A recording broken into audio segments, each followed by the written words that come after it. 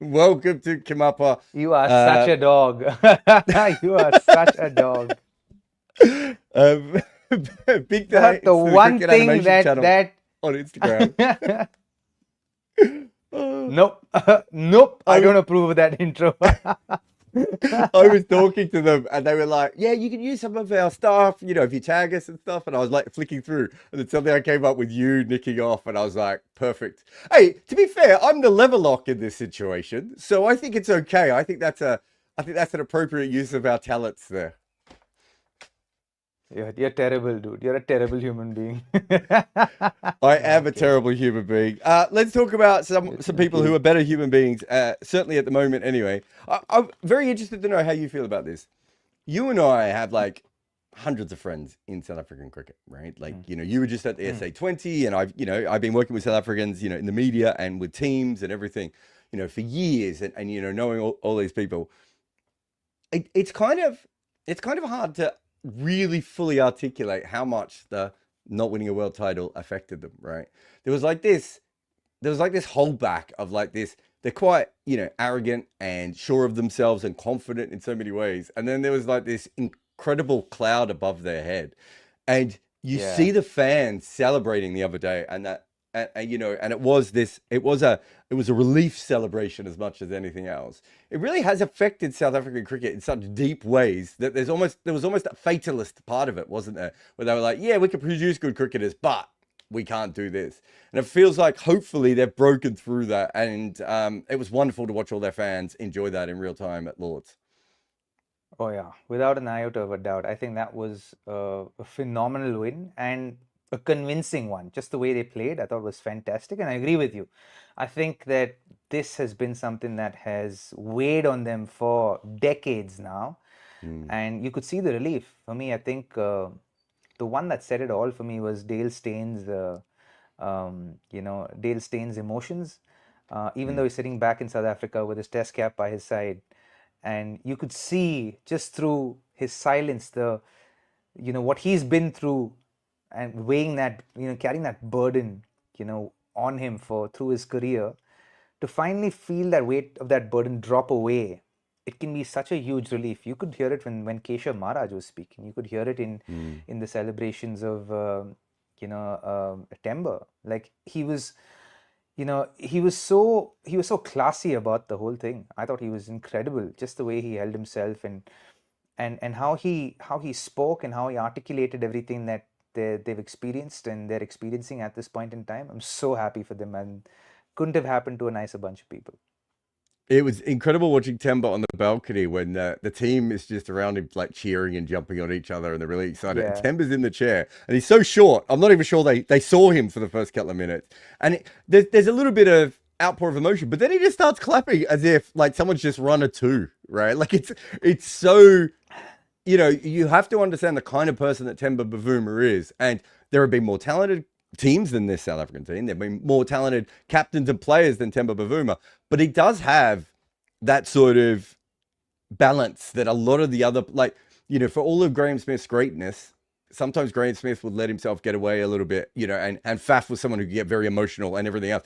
Temba, considering what he's been through, is just a really balanced guy. And you could see that on the balcony where everyone else is celebrating, and he's like, "Oh, we've done it." And it reminds me of the Indian captain at what was that, the Oval, when he was asleep. Ajit Wadekar, when Mm. he was asleep during that, where it's just like everyone else is going to party. I'm still going to be the neutral one and just handle it. And you watch him walking around the boundary as well. It's the same thing of just being like, "We did it. Let's fine. Let's do this respectfully. Let's do it correctly." Like Mm. he's such a thorough professional, isn't he? Yeah, a great ambassador of South African cricket, in my opinion. I think just held himself incredibly well, and I think someone who's been through quite a bit, yeah. And if you look at everything that he's been through, from white ball cricket to red ball cricket, Mm. and how he's continued to perform in red ball cricket, especially in the last couple of years, he's been absolutely phenomenal, hasn't he? And you probably shed a little bit more light on the numbers for us, but I know that he averages close to 60, if I'm not wrong, um, I in the think last he couple of averaged years. over 60 in this World Test Championship. It wasn't a lot of games. I think it was only eight Yeah, games because he quite yeah, often injured us, and he got injured in this game again, right? Like, but yeah, yeah, yeah. I've always found him fascinating as a batter because I think South Africa, because they were pushing him, and they were pushing him partly because of his skin color, because of what that meant to South African culture, but they were also pushing him because they actually knew how good he was. So he was kind of pushed Yeah. twice, right? And the issue is that he should have just started an ODI cricket where he's perfectly suited to knocking the ball around in ODI cricket, exactly how South Africa top order wants to be. And instead, Yeah. ODI cricket was like the last thing they got to with him. I mean, he was the T20 captain. He shouldn't even be involved in that format, right? Like, they Yeah. made so many mistakes with him along the way. But you look at him now, there aren't many test batters in the world that you think they're going to get runs in most situations. He's not far off that list anymore. And he's a number 4. Yeah. And do you remember when he first started, he was like a number 6, and everyone was like, he's probably not strong Mm. enough to bat number 6. Now, no one has any arguments with him batting at number 4 on that side. Yeah, absolutely not. Yeah, absolutely not. And I think he's someone who's constantly worked in his game. I remember maybe a couple of years ago, he and I were having a conversation about his game and his approach to, batting in India, and just discussing, how what goes through his head. And you can say he's an intense individual who wants to succeed, and he wants to do well for South Africa. And he understood the weight of leading South Africa with all the nuances that it has involved with its cricket. So I'm exceedingly happy for him as a player, as an individual, and I think just his celebration was just really, really classy. And I think it is what, say, cricket needs right now, a little bit more of the gentlemanliness. I tell you what I loved is, you and I have been at a lot of games where teams win. And if Australia had won, Mm. I would have looked up at the celebration, but I would have hardly, paid any attention, right? And, I've Yeah. been to franchise wins and finals days and, all these different wins. And you and I get a little bit, we're not as quite emotionally involved in it because we've seen it so many times at the ground. Mm. But like, I was watching their celebration, and firstly, I thought it was incredible that Temba had the mace and he was ahead of them, and there was no like jockeying for the mace or whatever. It was like they knew that they were like, they knew what he'd been through and how he'd helped them get to this level, and they were like, no, he gets this moment. But the other thing was, I don't know if you saw it, there was like 100 people on the ground, right? And Yeah. the people that were on the ground are the same people who are the support mechanisms for these teams when they lose. And we don't we quite often, and you know this, at the last match of a series or after a final, quite often the kids and the families will go out, but they'll go out like an hour and a half after, right? When no one's around, right? Like, we see it all. The amount of times I've watched, international cricketers play with their kids, but it's well after all the fans have gone. And this time they just went, no, there were like grandmothers out there, there were friends out there, there was, all these different Yeah. people, all the support staff was involved. And you're like, think about, and this is just, we're talking about one generation here, but we're talking about since 1992 onwards, those sorts of people have been the ones that those players have had to turn to when South Africa has stuffed up, right? When it's all gone to shit, that's who they've turned to. I kind of love that they let them go out on the ground and do their lap of honor with them. Like, they were all Yeah. together. It was one of my favorite lap of honors I've ever seen. Yeah, I agree with you. And I think just the way, I think some of this, I saw some parts of the celebration where the mace was individually handed over to the support staff individually for them Yeah. to celebrate it themselves as their achievement, which I thought was a very, very nice touch, and obviously the families being allowed early was a nice touch by, I don't know, the Lord's management perhaps, or MCC, as in ICC. Yeah, I as don't in, know. I'd imagine it. Yeah, some of them, whoever did that, I think it was really cool. Because a lot of times in a lot of these victories, and I think he even mentioned this when it came to RCB, and was that, the families actually go through as much of the emotional baggage as much as the players do, and oftentimes they're not given the credit for the support that they have shown to the players, right? And I think it needs to be celebrated with the families, and needs to be celebrated with the people who support these players, who go out in the field and try to do it for their team and for their country. And it's really nice. I think this makes it so much more inclusive, and this is what sport is all about, right? It's about trying to be as inclusive as possible.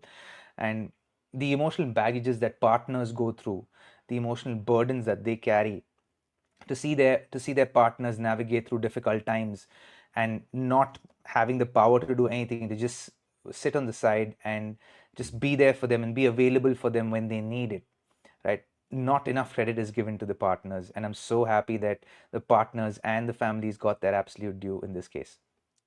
I also like that Sean Pollock was in the press box afterwards, and he was still cheering on the Proteus, and like it might have been a little dig at me as he walked past, but it was still something that he was definitely thinking about.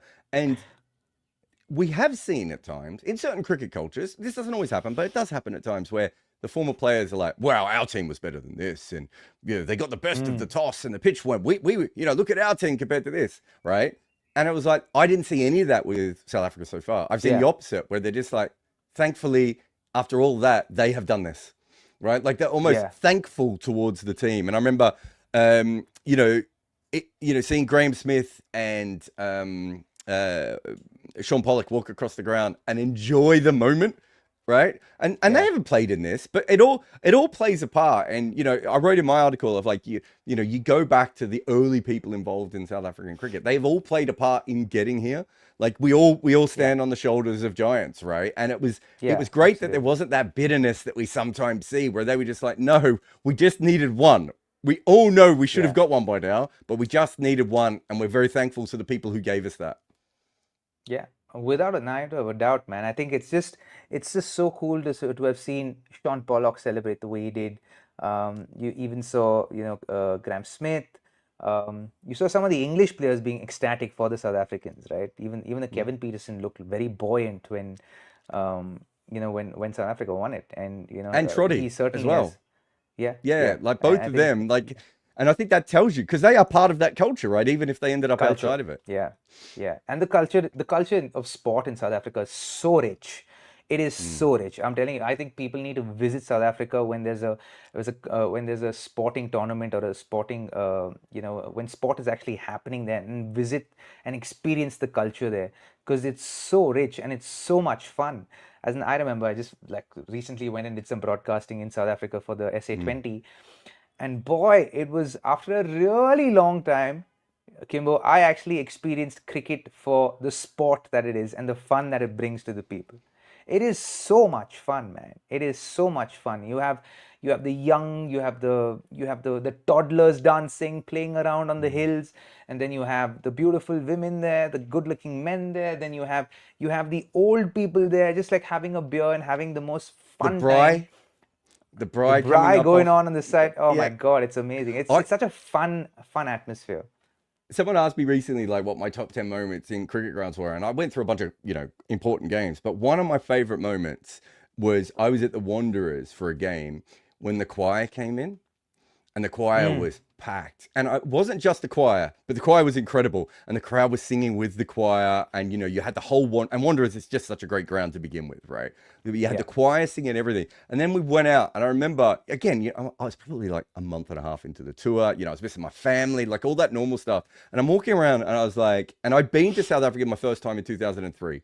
And it was still really divided. Like you really felt the yeah, division between the country. yeah, And then coming out of that game at the Wanderers, there were young people, there were old people, there were people of every different skin color, there were people with all different kinds of accents and dressing habits. There was hipster crowd, right? There were, cricket nerd crowd. It was just all there. And I was just like, oh, this is what it's supposed to be. It was like one of my favorite feelings. And so then being there yesterday, when this happened and seeing some of that same thing. And then I went out in the garden afterwards in the nursery because I had to go film. And when I was going out to the nursery, there was this woman in front of me, and it was packed, man. There were South Africans everywhere, right? And there was a woman in front of me. She yeah. started screaming across, and about 40 meters away, she just sprinted across and just jumped on this guy. And she was like, I haven't seen you since school, right? Like there's Oh something wow. within that culture that is just, it's so powerful.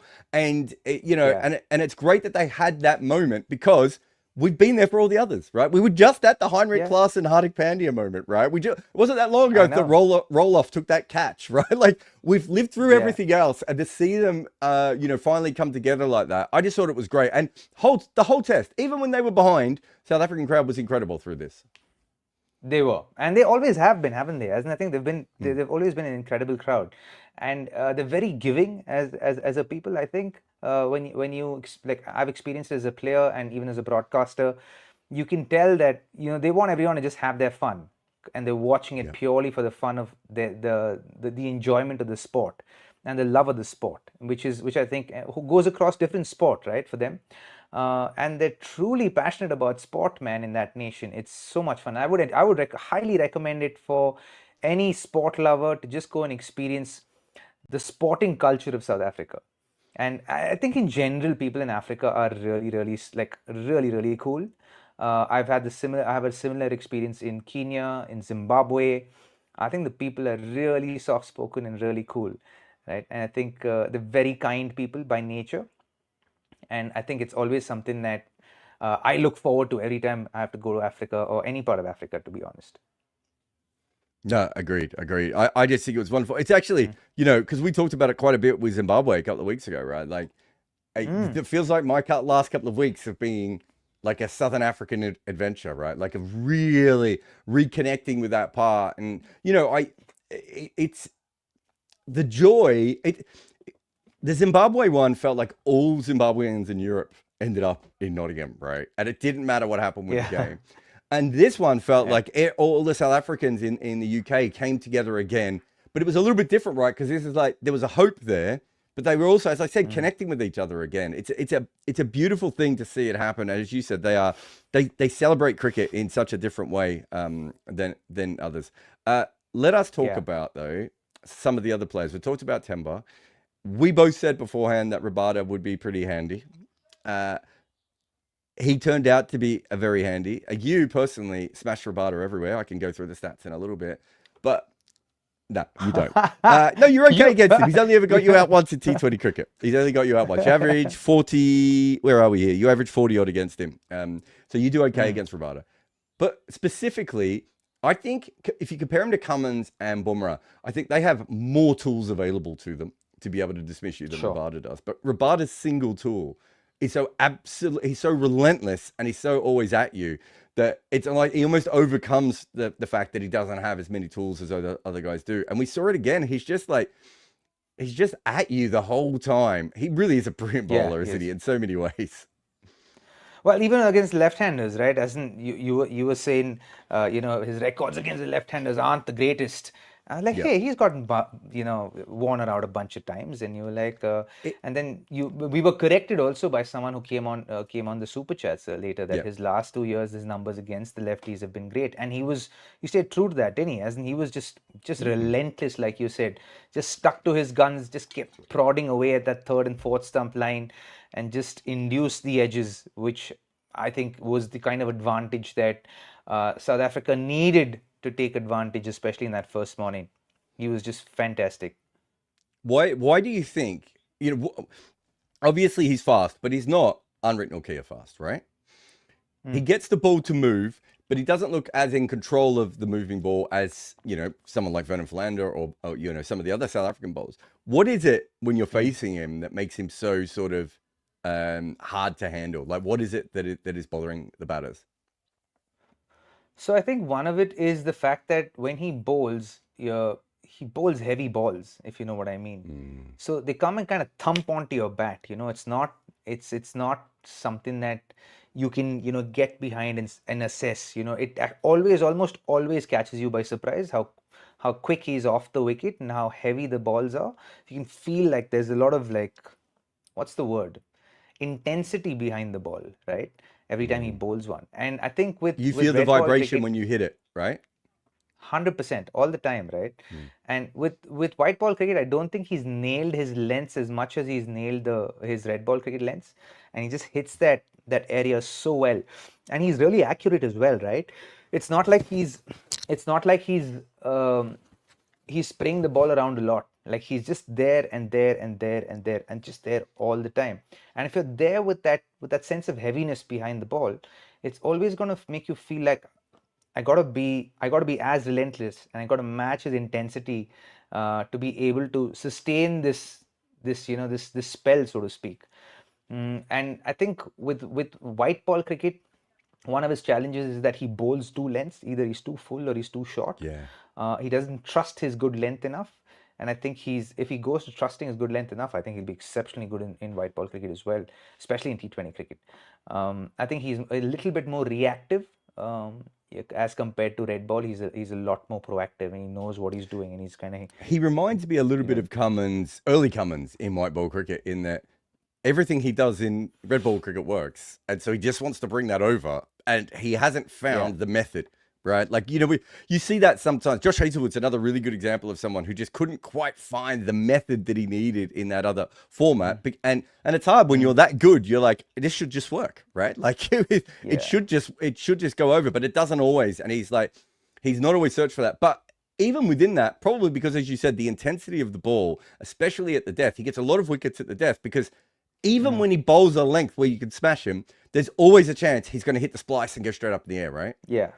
100% all the time, and that's one of the risks of going after him. But I think he goes for that full length quite a bit at the depth, and I don't see him utilizing the slower ball as much as I see the other fast bowlers use it, especially in the depth. You can attest to that with your stats work and all that. And I think. He doesn't have a great slow ball. I mean, that's the best. What you're basically saying is he just doesn't have that level, does he? Whereas even someone like Nokia worked out how to bowl a good slow ball for a little while and has a few. And also Nokia had like 3 different ones. So even if one wasn't working, he can move over. Whereas Rabada's got the cutter. The other one. And if the cutter's not working for him, he kind of gets hammered. Whereas in Test cricket, as I said, it doesn't matter. He's probably, after Vernon Philander, might be the most, or Neil Wagner as well, the most, exactly what he's going to do, right, in Test cricket. There's no subtlety with what he's going to do, but you still have to handle it. Whereas Bumrah and Cummins and are a little bit, more varied with that, where they're going to change things up. So he's probably more like a sort of more ferocious version of maybe someone like Hazlewood in that way. Yeah, 100%. I think Hazlewood also is a very underrated T20 bowler now. I think Hazlewood, since he's played for CSK, I think he's figured out his T20 game. And those lengths, and I think even in this Test match he bowled really well with the red ball. Yeah, I think Hazlewood eventually has got there. Let's talk about the pitch a little bit, and no, actually, before we get to the pitch, I want to talk about the fact that I think there are probably 2 times when South Africa were less than a 10% chance of winning this game. And if you go back throughout the history of South African cricket, like the chances of them coming back from one of those is pretty unlikely. But I think when they were, 32 for 4 or whatever it was, on day one at one stage. And then again, when you can look at it, when Australia were none for 28, but also when Rickleton went out. All of those times, like the odds had Australia as massive favourites, and everyone was thinking the same thing. No one was thinking the other way. It shows you that this, even if the conditions slightly favored them in this game, and we could talk about that in a moment, the fact that they went about it from that perspective, it's still, we have seen South African teams crumble when there has never not been anywhere near as much pressure, right? Do you know what I mean? We've seen them crumble when there's like the slightest amount of pressure. They were under it in this game on 3 different occasions, and all 3 occasions fought back. Yeah, and I thought they fought back really well as well. And the most uncanniest guys stood up and said, okay, I'm going to do it at this point in time. Have you gotten stuck, buddy? Oh, you're there. No, you're there. You're there. Am I? No, you're not. You're not. And you're fine. You're fine. I saw you there not blinking. I was like, oh, probably his internet is acting up again. But I'm part robot. I was talking about. Yeah, I might half believe you there, actually. Knowing how heartless you are sometimes.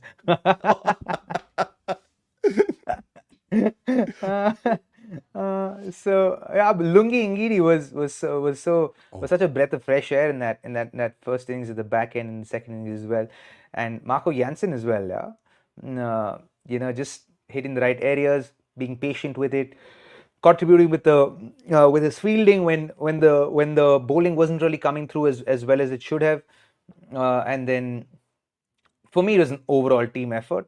And you could just see the South African, and you could feel it, I think, when South Africa were batting second, that they were willing to die on that pitch and just say, not going to give you anything. Just going to get there. I'm going to get to a place where I feel set. And once I'm set, I'm just going to be here. I'm not going to let it go.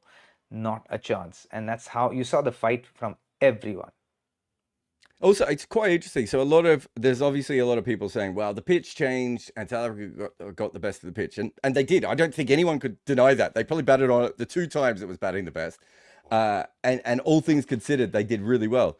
But people have kind of forgotten that Australia had plenty of chances to close this game out. right? Like Yeah. Steve Smith goes out to Aiden Markram's bowling, right? The first specialist batter in Test cricket to ever be dismissed by Aiden Markram, who was averaging 80 at that point. I think he's a slightly better bowler than that, but he is what he is, right? And then, they were 28 without loss. Like you just talked about Ngidi's effort. Ngidi was terrible. Ngidi looked like he hadn't bowled with a red ball for 2 years in the first innings, right? And he has one great spell in the second innings, but it's a long spell, and he really did well to be able to fight back. Whereas Australia kept getting in front and allowing South Africa to come back. So it's all well and good to say that South Africa had the best of conditions, but because because Australia had plenty of chances to close out the game, it would have been quite easy for them to just fold up, and everyone would have said, "Well, Australia's just the better side here." So I'm 100% with you. The pitch is interesting though, because the pitch is not just about this match. It's also about the 5-test series that's going to come. It's also about the Zimbabwe game. These England pitches, Robbie, are nuts, right? 24 wickets in 2 days, and then 4 wickets the day after.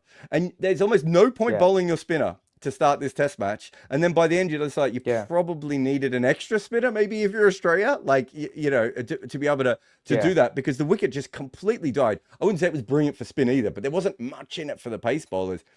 It's a really weird summer over here, man, because, Sikandar Raza bowling, 20, 25 overs on day one of a test match as well. We're seeing it. There's a little bit in the wicket, and the minute that moisture goes, it almost goes dead, doesn't it? Yeah, it does. But that's the thing about wickets, I think, in England, is that once there's no moisture there, it just becomes the absolute best batting track that you can actually bat on. It becomes an out-and-out belter for batters, and you can really trust the pitch and play.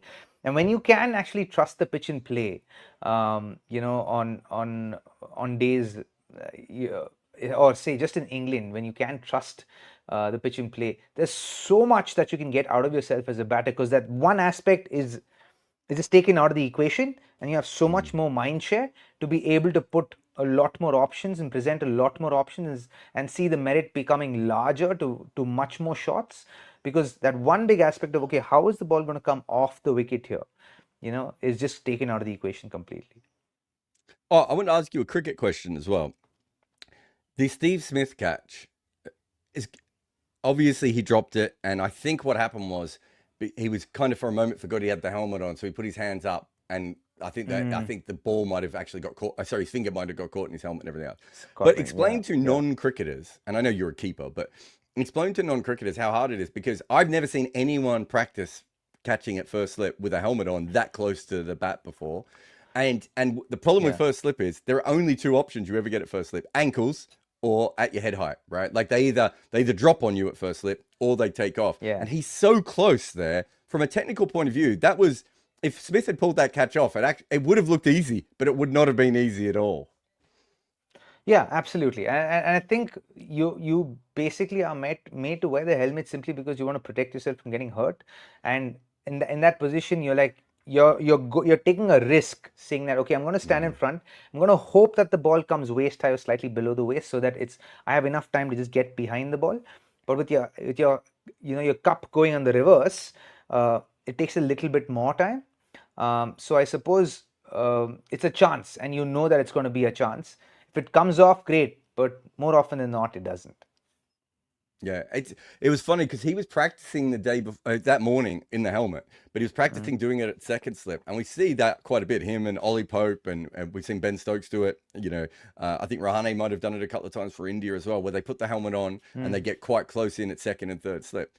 I don't think I've ever seen anyone practice or field that close at first slip with a helmet on before. It's very, very different, and I think the problem with that wicket was the odd ball was coming through, and lots of balls were dying off the surface, so you don't even know what pace it's going to come at. If they're all slow, you can you do the Ian Botham thing, then don't you? Get as close as possible, and you're like, it might get past me. But when some are quick and some are slow, it's like, good luck. Yeah, what can you do, honestly? Okay, I want to ask you when you felt comfortable that South Africa were going to win in this chase, Robbie. I have to say I was a little worried after Aiden got out. But when I saw the determination of each player who came in after him, they were right on top of it, and you could see how they batted in partnerships and they really supported each other in the sense that um, even in the measured way in which Aiden ran his runs when batting with Temba, after Temba's dismissal, the other batters coming through, showing the fight from the first ball and willing to do anything to just take the team over the line. That is what I reckon comes out of just absolute trust in each one of the players who are sitting inside, uh, and absolute faith in yourself that, okay, I'm going to do this for my team, and it's not a burden anymore. I think they've shifted the meaning of what it is. I don't think the choker tag is something that they take very seriously. Although at one point it probably was a talk within the dressing room, but I don't think they take that very seriously now. No, I think it's quite interesting. So my son was watching back at home, and he obviously knows about South Africa's history, but he hasn't lived it like you and I have, right? And so Yeah. he's sending messages going, "They're going to do this easy," and I'm just like, maybe it's just my entire life of having watched South Africa. But I was like, because I started to do the massive like, when's the new ball coming? Oh, that's a bit awkward, right? Like. And then you see Markram play the big shot in the over before the new ball, and I'm like, oh god, he's going to get caught at deep mid wicket here or get bowled, and then they're going to have a new batter with Hazelwood with the new ball. It's funny that if you go back, so I've done a video that'll come out tomorrow where you have a look. There's a couple of small things. There was a couple of balls that kept low in a row from very early on, and then a little bit later on in a line over. There's obviously Constance's catch. There's the Steve Smith drop. There's a couple of other small things that they're actually, for a 280 chase, they were more in control than you would expect. And if you look at that low bounce in the 8th over and then in the 22nd over, you're thinking by the 50th over, there's going to be consistent low bounce. It's going to be much worse. It never really came, did it? No, it didn't. And especially against that bowling lineup, isn't just the fact that 280 was chased against that bowling lineup, which easily is one of the most well-rounded bowling lineup you will see in a long time. I think they just detached themselves from the result of each ball and just said, okay, you know what? This ball kept low. The next ball kept low. But I'm going to play the next ball like it's going to bounce well. That anticipation, the intent to commit to the cause was just clear as broad daylight from the South Africans. Let's finish up on this game by talking about Aiden Markram. He's a fascinating player. Have you ever played in the same team as Aiden Markram? No, I haven't. But I've heard plenty good things about Aiden. I've always been a big admirer of his batting. I do think that he can create a little bit more time. I think things have to go absolutely perfectly for him to be able to score runs as far as his technique is concerned. I think the fourth day was one of those days for him where just everything that he was doing was working for him, right? And he wasn't trying too hard. His back lift, the timing of his back lift, and the way the bat came down on the ball. When you watch it from that point of view, like, okay, everything's going right now, but it all it takes is that one ball for him where he delays it just a little bit, and then he's caught wanting for it, because he doesn't necessarily have the time as a batter with his pushback to be able to, like, he doesn't really create time with his setup, if you know what I mean. He's not able to create time because his batting is also reactive. He watches the ball and plays it to the extent that he doesn't have an initial movement. The ball's delivered, his hands go up and then comes back down on the ball, right? His hands go up rather than going back and up, right? When you go back and up without an initial movement, you're able to create a little bit time for yourself that Aiden Markram today is not being able to do. I think that's one thing. The minute he adds that to his repertoire as a batter, I have no doubt that he's going to be far more consistent, because he'll be surprised how much time he's able to create by just doing that one thing right. He's fascinating. I remember when he first came through and he was quite young, and I saw him and I was just like, this is just going to be another guy who averages 45 to 50, and he's going to star for South Africa, and he's going to be a captain. And, I think he captained one of the junior sides as well. Like, we knew a lot about him, and it hasn't quite worked. And he's got this fascinating record in white ball cricket where essentially he's one of the worst strike rotators in white ball cricket. Right. So most players, when they're rotating the strike, most of them average like 70 or 80. And in ODI cricket, he was averaging like 25 or 30 at one stage. And I happened to be commentating with Mickey Arthur. And I put it to Mickey Arthur, and Mickey Arthur's like, I think it's because when he's trying to chip the ball, he has a problem. It might come back to what you were saying there. He has a problem where he doesn't actually play through it anymore, and he stops his hands, and they don't come through. And he said when he's trying to hit a 4, he never has that problem, right? Because his hands come through at the speed that he wants them to come at. And it was a really interesting conversation. And he's not that far away from being that sort of S tier level player.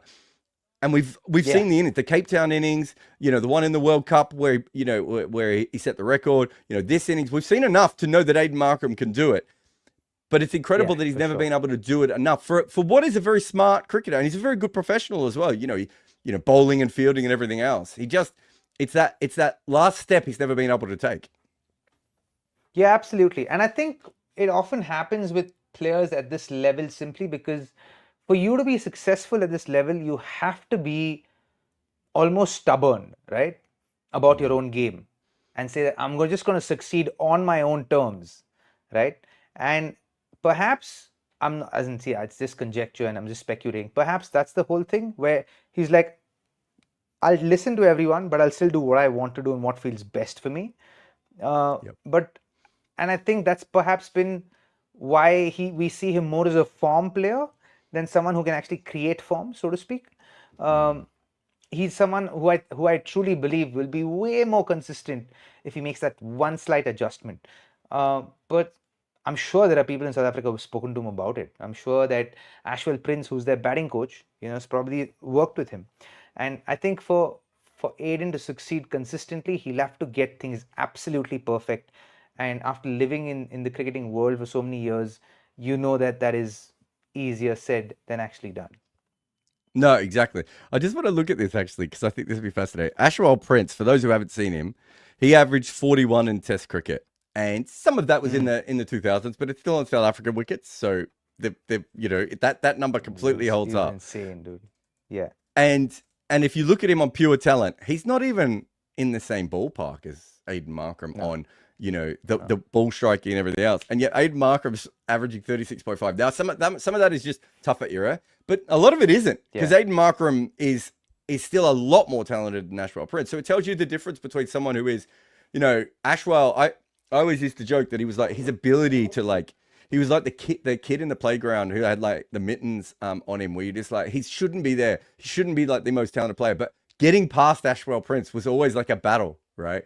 And with Aiden Markram, we haven't always felt that. But Aiden Markram has that 6th or 7th gear. So someone like Ashwell Prince has never even had the opportunity to look at. Never knew existed even, right? Yeah, exactly. He probably didn't know it actually existed at that point in time. And we've got a couple of super chats that are about this way as well. Yeah, we've got a couple of super chats about South Africa, so I thought we'd bring them up now. Samit says, KG, Nokia, Kotsia, Janssen, McParker, those are tier 1. And then he's got tier 2 backups, Ngidi, Berger, Williams, Patterson. It is an incredible fast bowling lineup that they have given themselves over the last couple of years. And I would also throw in the fact that Shaberi Shamsi is probably on the downslope a little bit now, but Maharaj, Pete, Harmer is actually a real, that's a better spin, best 3 spinners than Australia have, right? Or England, certainly than England. Harmer's the off spinner, isn't he? Yeah. Man, he's so good. So underrated. I mean. And he's nowhere near this team right at the moment. So underrated. Obviously, that's because of how the team needs to be structured. But there are some guys in South Africa who, for the life of me, I don't know how they aren't playing international cricket. Who's that left arm spinner who played for Cape Town Indians and batted down at the death? Season? The tall lad. George someone? George Is that the guy? You know who I'm talking about though now. I've got the right guy, don't I? Yeah, the tall left arm spinner. The tall left arm spinner who bats right-handed as well. God. Is this when if I just click on the comments, 83 people have just said his name. George Lindy. I was half right. I knew there was a George. George Lindy. Dude, that kid is so good. He is so good. I don't know how he's not playing the IPL, number one. I don't know how he's not playing for the South African national side. He is a miserly bowler, and he hits the ball like like hitting a golf ball, man. He hits the ball miles. And he's very, very good at the depth. So underrated. And it's just not playing for South Africa. So it's like it surprises me. But I think with the structure that it's at right now, a lot of good talent will also, will go through that phase where they probably won't play as much as South Africa as they deserve to. Which is wasn't that unfortunate long because I ago. think Harmer and this Linde is like really, really good, man. But it wasn't that long ago that the USA had Andreas Goos. I don't know if you've seen him play, but like you watch him play in associate level and you're like, this guy should be averaging 45 in first class cricket. Like he's so much better than the associate cricket level. And but Dane Pete was going to qualify for them, right? Like they've got players that are there. And all those guys who went to New Zealand. I mean, we talk about the Colpacks. We don't talk about all the players like Obe Pinar and all those sorts of guys that went over to New Zealand to try and make their way. It's a ridiculous. They've all followed Devin Conway. Well, they probably followed Grant Elliott. Was he the first major one? Perhaps, yeah. Was it Morne van Wyk? He was another one as well. So they've had a couple of guys go through. So batting, they have struggled a bit with batting of recent times. They haven't produced the same level of batting, but overall, there's so much talent out there, right? So South Africa should be good for a while here. Samit says, after the Fab Four era, time to call the Terror Trio for Bumrah, Cummins, and KG. Why is Rabada the least hyped? Second to none, 320 wickets at 21, better than Pat, and a strike rate. Is he strike rate 37? I thought it was 38 or 39. But anyway, it's very, very good. Is it because he's from South Africa and not from England, Australia, and India? I'll let Robbie answer that. No. You answer it. I was like, my eyes are going in circles when I was reading that question.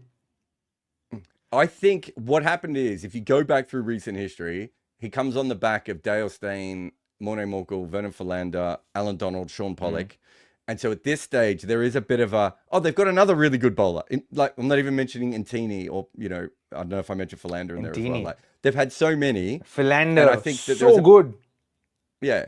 So there's an overlap of that sort of level of greatness where you kind of just take it for granted at a certain point.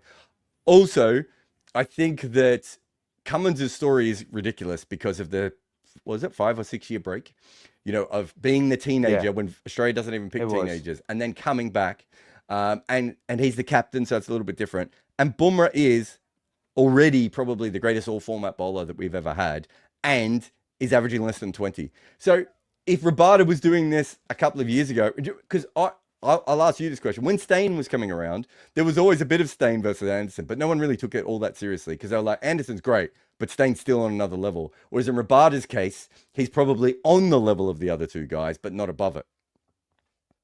Yeah, 100%. I think one of the things also with Rabada is that I think he took a little while to kind of mature into the bowler that he is today.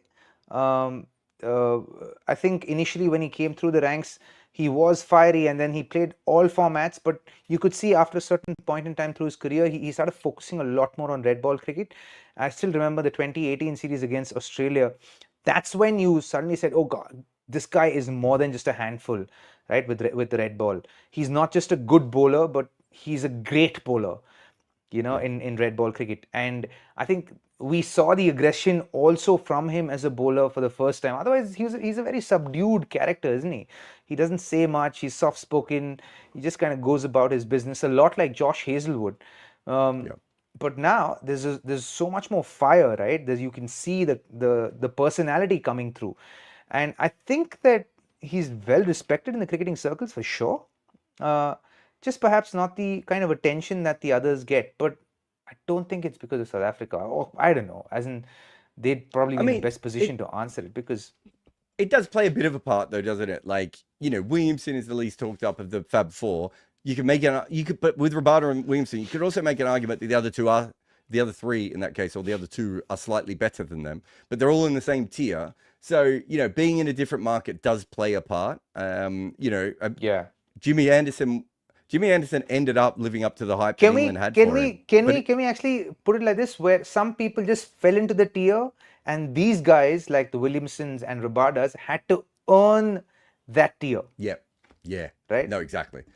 I'll give you a perfect example of this, which was when Babar Azam came through and made all those runs. All the Pakistani fans wanted him to be added to the Fab Four, and I was like, whoa. The Fab Four is because they're all the same age, right? So it's not. Yeah. He can't just join it. Like no one else, no one could join it, right? But also, if he was from a smaller market, even in Pakistan, it would be much harder to hear that noise. Well, you hear that noise from the bigger market teams, right? Like there's going to be more of that sort of stuff. And when we talk about the greatest bowlers of all time, Richard Hadley's usually on the end of that conversation. But if you actually do a deep dive into his numbers, he maybe should be at the other end. But his country is so small, they don't talk it up as much. So I do think there is an element of that because we're talking about, you and I, we're on social media. Well, you're on social media. I barely go on it anymore. But when I used to be on social media, who are the loudest? It's the fans who come at you the most that you end up, reacting to the most. And so Rabada has never had the same level of push that I think that Cummins and Bumrah have had. And some of that is just the country he's from. Yeah, to a certain extent, also because of the whole conversation that goes around South African cricket with, I think even amongst the players or even amongst the the fraternity, there's a whole thing that we're not achieving what we can achieve for the potential we actually have because of the way the structure is built, right? And oftentimes that can be a burden on the people that it's actually supporting, I think Rabada has carried that for a large part of his career as well, and that can have an impact on you as well, and the personality you possess, and I think that's probably played a small role as well.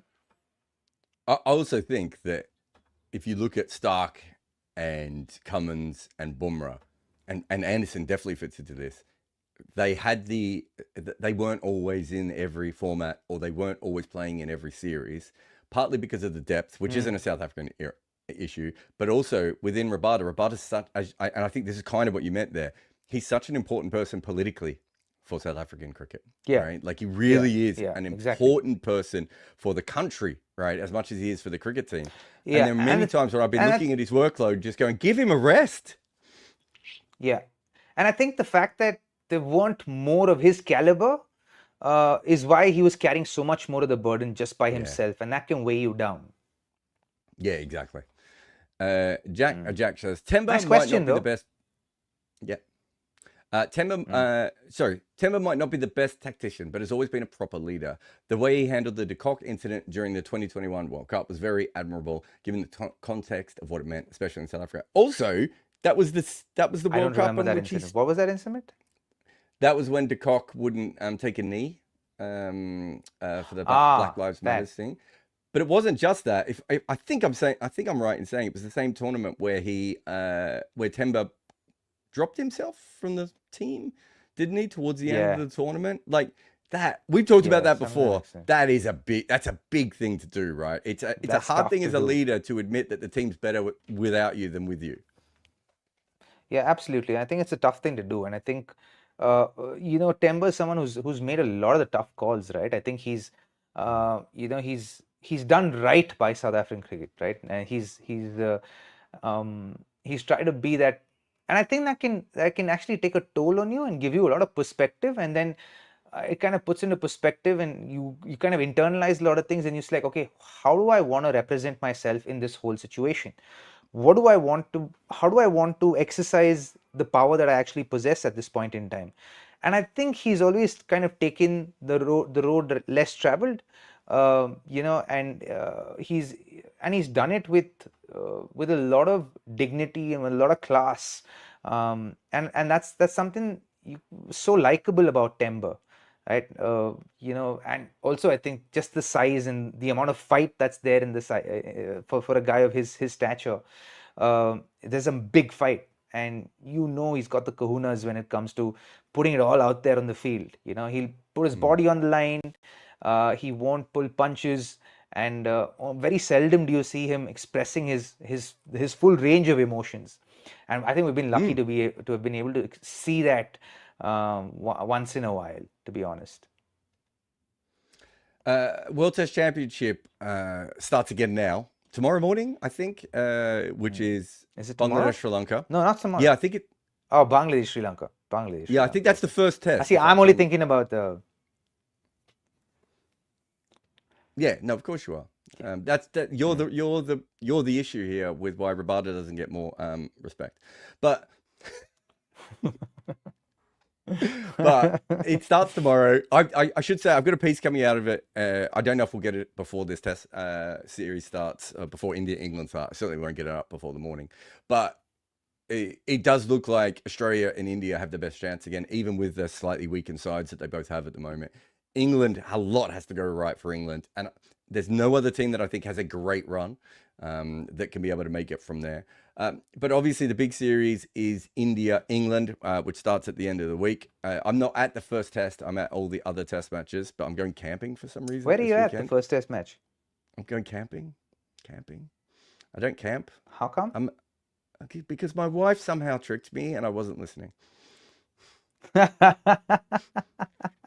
I like cities. I don't really understand camping. Hotels are great. I've always enjoyed even hostels, motels. I like something near a road. I don't understand why I have to be near a creek, in trees. Yeah, nothing like a porta potty, yeah. Exactly. Why would I want to do that to myself? So I'll miss that one. I'll be around probably for the end of that test, but not for the start. You want to talk about Sarfaraz a little bit. He's made so many runs this year. And also, as we said before, these wickets this year are a little bit different than sort of what we would consider a traditional English wicket. The way that they are playing at the moment, I think, would suit someone like Sarfaraz more rather than having to go on with English specialist players. Well, yeah, and here's another guy who's had to earn his stripes, right? This guy's another guy who has not had it the easy way at all. And when the opportunity has come, it's come after 3,000 domestic runs in 3 years, right? And when the opportunity did arrive, as in he performed as well, and still away from India, he hasn't really gotten off the blocks yet. But I think if India want a solid middle order bat, he'd be one of those options as far as I'm concerned. Because I think now when the opportunity comes, he'll put his life into it, man. I don't think he'll leave anything, to spare. I think he'll just go out there and give his absolute best. And that's what you want in Test cricket. You want guys who'll go out there and put everything on the line. And I hope the team management see it, and I hope that they can find a spot for him in that middle order, lower middle order, because I have a feeling he'll score runs, to be honest. But where do you bat him? Oh, that's a tough one. Yeah. I mean, that's the issue. It's one of those things where both of us would say on talent, we both agree. And look at the pictures and his form, like all three of those things, neither of us have any issue. The problem is at the moment is specifically where you end up with him in this lineup. And I don't think that's as straightforward a Who conversation. was the number 5, by the way? Who are we discussing at number 5? My number 3 was number 3 was Karun.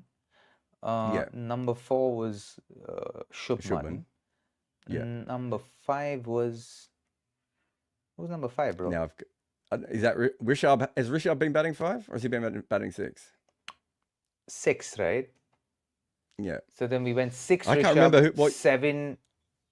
6 Rishabh, 7 Nitish Kumar Reddy, 8 Jadeja, and then 9, 10, 11. So you can pop him in. So you're saying in that situation, you can just pop him in at 5, and you're now hoping you haven't forgotten anyone else. Well, yeah, I am hoping I haven't forgotten anyone else, but we have forgotten someone. So where does that mean? Sai doesn't play, probably. Sai. Yeah. Ouchie. Thanks to Arco. So because that's the thing, I think either Naya or Sai can't play in that situation once you bring Sarfaraz in. Yeah, it's a tough one. Tough one. Yeah. Why don't they just bite the bullet and just bring Shreyas Iyer in as Ayosh just to make it more confused? Do you know what? India's a lot more talented. They're batting than Australia, but it's a similar kind of thing that I do think there is a lot of guys that want to bat in a similar kind of position that is causing some issues. So you're already going to have people around. Well, I think Shubman Gill, Shreyas Iyer probably both should be number 4, right? You could maybe make Not necessarily. I think Shreyas can be 5. okay, but then you got Sarfraz who should be 5.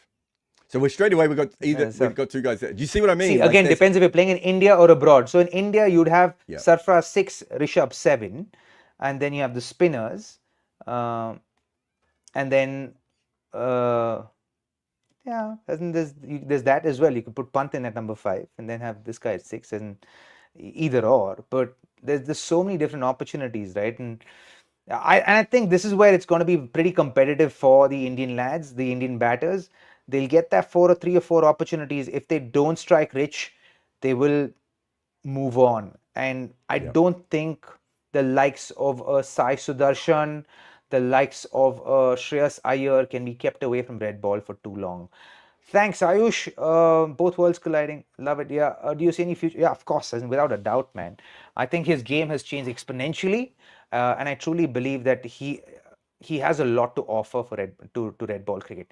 And I think this cycle for India will be a critical cycle. This World Test Championship cycle. Blah, blah, blah.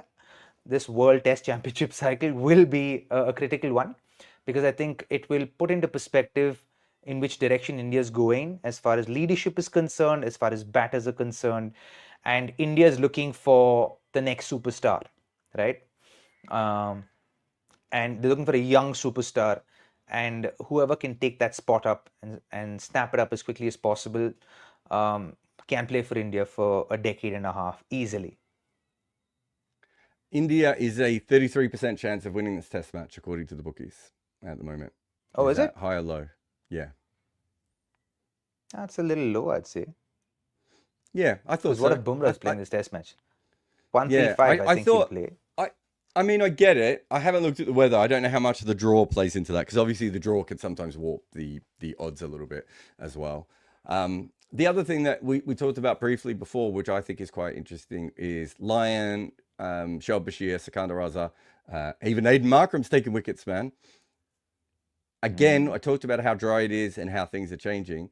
You can certainly see a situation where Ravi Jadeja has a much bigger impact on this series than we thought. Yeah, I'd be happy for him to do so. Like, he's 36 now, 37 now.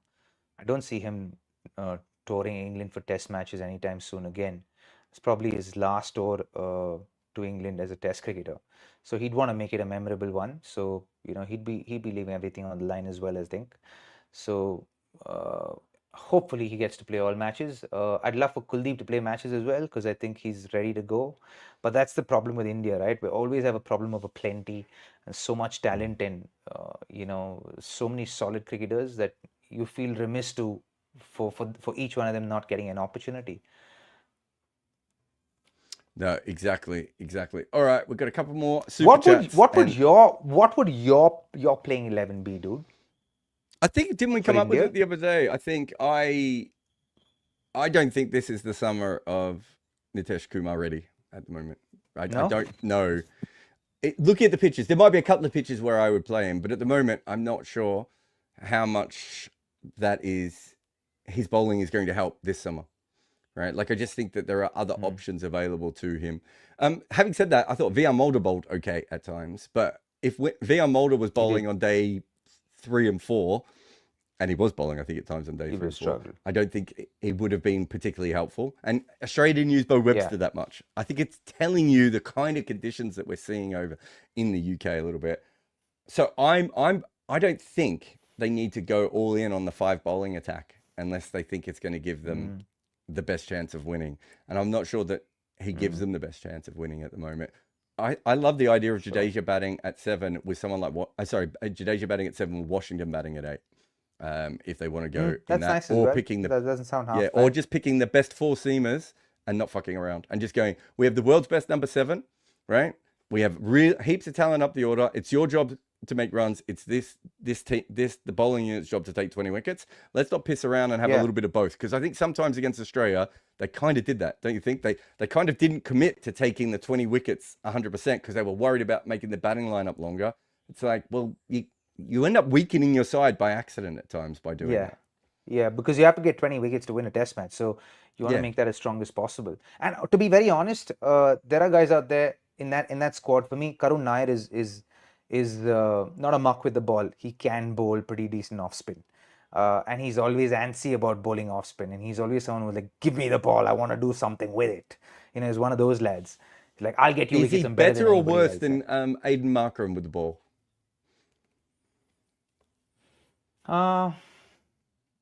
I'd have to say he's got this uncanny ability. I don't know how much I can compare him with Aiden Markram, but he's got this uncanny ability of taking wickets every time he's bowled, man. I think it's just he manifests it because he just believes he's so good.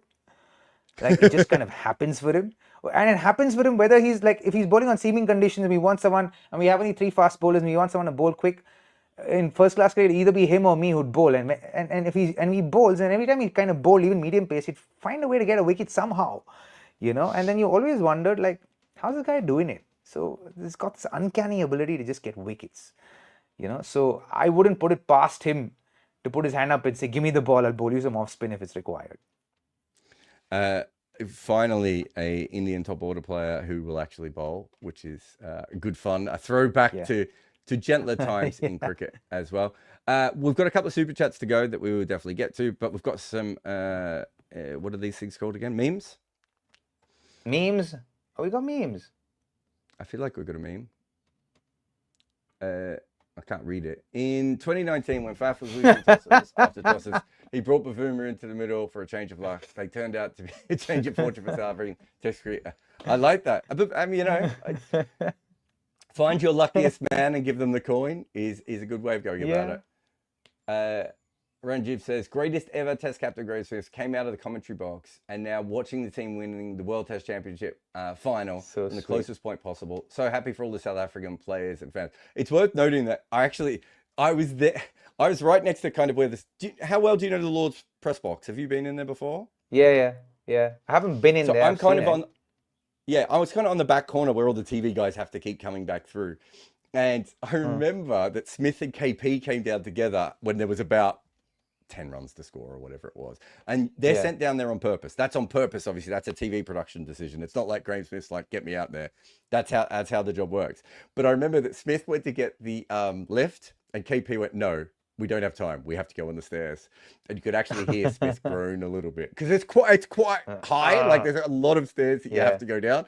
I say this as a man much different. But yeah, it was great that they were down on the boundary there. Towards the end. Yeah. This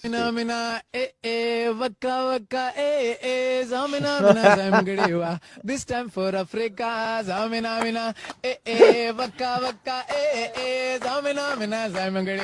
This time for Africa. This is story.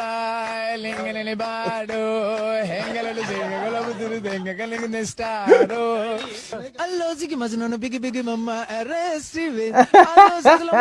biggie mama arrest I didn't know this song was this long until today, Robbie. I didn't know it went that long. Great. For all you know, he probably spoke it in some other form of African dialect. It's not in the lyrics of the song. And what do we have now? Come on.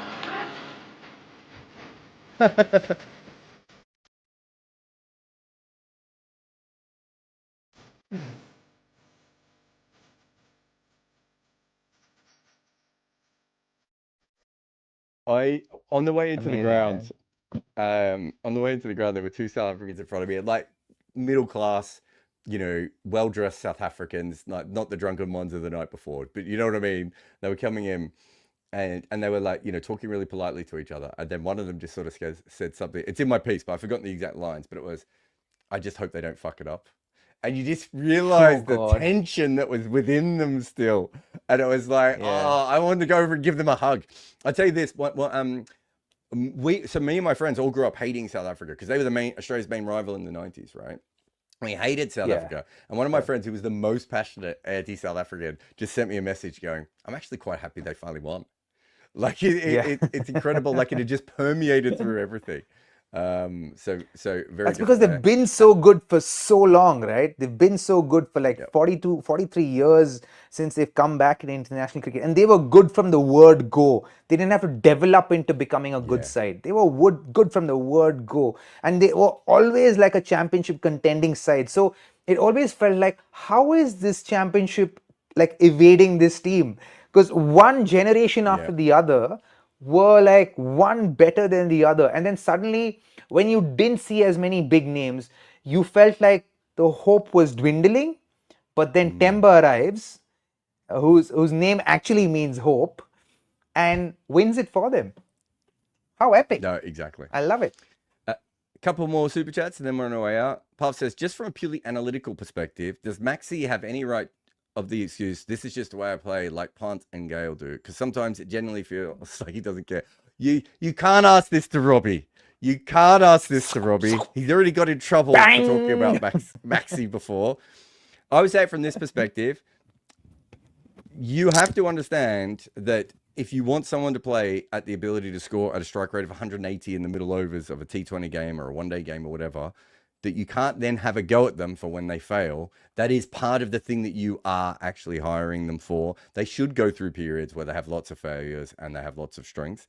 That's what you are paying them the money for. And I think sometimes we forget that with attacking players, whether it be Sehwag or Maxwell or Afridi or Gale or any of these players. It's like, there's going to be periods where it doesn't work and they know what they're doing. We could all argue that they could play different, but we could argue that Usman Khawaja should be more attacking as well, right? We could argue, with all due as we did with respect, Aiden. with all due respect, I'm going to You can't do it. here. You can't do it. I knew you could do it. You cannot be comparing Maxwell and Afridi to a Sehwag and a Gale. No, yes, I Because can. They have. Look at what he's done in No, World they- Cups. I'm not in test matches, but I'm talking about in limited overs. If your job is to clear the fence, right? You should be taking more risks than anyone else, and it should look uglier in those situations, right? Like that. I think I think there is this misunderstanding when it comes to attacking batters, right? And that we Listen, I'm an attacking batter myself, right? So I get what you mean, right? In the middle order, I get what you mean, but my contention about Maxi isn't about international cricket as much as it is about IPL. To be very honest, I think he's a fairly decent player even at the BBL levels and outside of the IPL, right? Yeah, I know. I knew you couldn't do it. I knew you couldn't do it. The minute I saw that question come in, I knew you wouldn't be.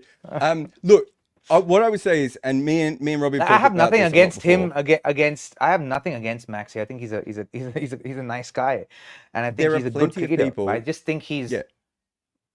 I would say there are plenty of cricketers in Australia and in India who would say that he has been overly reckless and is not always as professional as he should be, and we could go on and on about all that sort of stuff.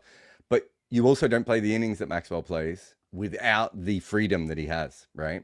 And that's why I brought up Afridi and those other guys. They play with a level of freedom that even you as an attacking player, you're gearing back a little bit. Those guys, when you go to the edge of the cliff, I think it's a different form of batting, and we have to understand that those are different kinds of people, and that we might not agree with them, and Robbie might say something in the next podcast about him as well. Ratton says, Jared, you said that Dravid was a better player of spin than Sachin, but I have seen him struggling against Warner Murali. He did not pick his dues for a while, and against Ajanta Mendes, he struggled to pick him. He also averaged 77 against spin bowling. There we go. So from 1999, he averaged 47 versus Murali and 72 versus Warner. Varun's been waiting for this question to come up the whole time. I didn't realize this. Look at Varun just loading the crossbow. I don't know if that's a crossbow. I don't know how you load a crossbow. I've never had a crossbow. That's how you load a crossbow. I'm going to ask you, test match cricket. I think that he was probably 1 or 2% better playing spin than Sachin Tendulkar was, but I also don't think there's much in it. I don't think there's a lot that separated the two of them. I just think we desired Sachin to play a lot more aggressively against spin, and then we desired Rahul to be the wall, Rahul Bhai to be the wall against spin, right? Because also the roles that defined it, right? If you're going to compare players like that, there are roles that are defined to these players. It would have been very hard for both of them to play like Dravid or both of them to play like Sachin if you think about the way the team was composed, right? Yeah, no, I think that's very fair. I don't think there's much in it. I think Sachin's a lot better against pace than Dravid overall, but I don't think there's much between them in spin. Pranav says, issue with Sarfraz and Gambia allegedly leaking. I don't know anything about this. Robbie knows everything. Robbie will tell you No, everything you need honestly to know about don't know. leagues. Like on it, I'm you'd imagine that me as a cricketer has a lot of insight about Indian cricket. To be very honest, it's the farthest thing from the truth. So which is why when I went on a rant about Mr. Fix It, I had no clue who it was. I genuinely was just like ranting about something like that happening at a time when India lost a test match, and that was the news that came out. For me, it was frustrating that something like that came out, and for me, like from a team perspective, that is the last thing you want to come out, right? So I had no clue about the whole thing, and obviously conjecture built up that I knew who it was, and it was this or it was that or whoever it was, right?